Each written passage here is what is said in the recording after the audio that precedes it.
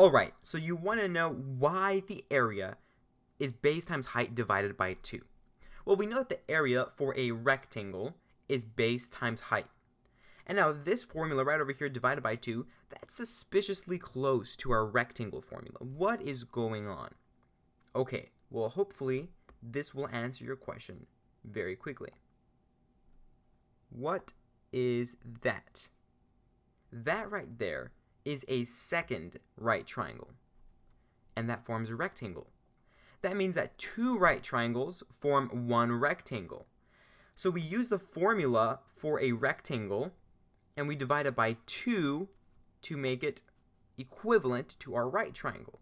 And just to make this extra clear, right over here is this right triangle, and right over here is this right triangle. Two different right triangles. When you combine two right triangles, you get one rectangle, which would be base times height. And when you want to isolate it to just find the area of one right triangle, you divide it by 2.